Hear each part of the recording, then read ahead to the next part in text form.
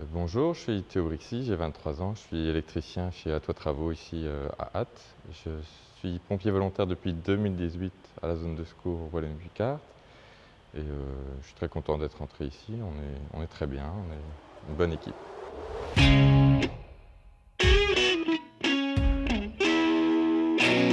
Depuis tout petit, j'aime bien l'entraide, l'esprit d'équipe et travailler justement sur le terrain, être manuel, faire plein d'activités différentes et apprendre plein de choses. Et ici, chez les pompiers, c'était l'occasion de diversifier mes compétences, c'était chouette.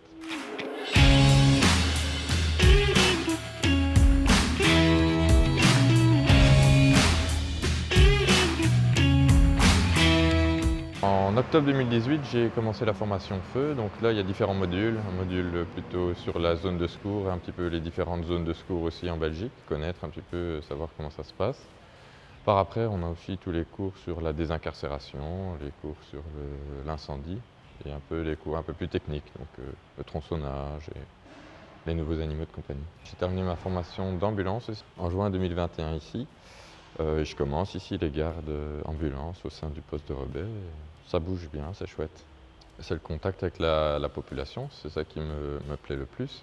Et alors la formation de pompier sert aussi autant dans le privé, parce que plusieurs reprises, on a déjà eu l'occasion de s'en servir, autant au travail qu'à la maison. C'est vraiment très important et intéressant de passer ces cours.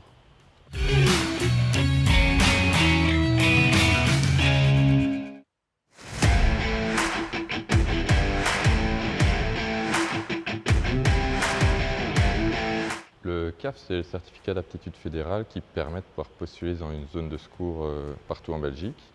Il est composé de 3 épreuves différentes. Il y a une épreuve théorique, c'est-à-dire des calculs d'air, des calculs de volume. On a aussi un savoir lire. Il faut retranscrire un peu les informations clés qu'on a retrouvées dans la lecture qu'on a faite. Par après, on a l'épreuve d'habilité manuelle. Donc si on a réussi la première épreuve, on peut se présenter à la deuxième épreuve. Il faut savoir forer, visser, scier.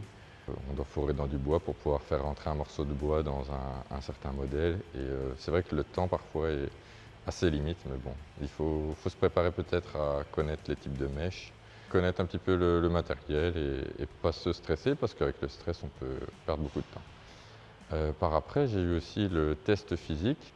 Et donc, il y a une épreuve d'équilibre, une épreuve d'escalade, une épreuve de course. Une épreuve, c'est aussi de monter au niveau de l'échelle, donc à 30 mètres de haut, et pouvoir crier son nom de famille en haut pour vérifier peut-être un petit peu qu'on n'a pas le vertige ou tout ça. Il y a beaucoup de choses à apprendre et on peut très vite évoluer et avancer dans ce domaine-là, c'est chouette.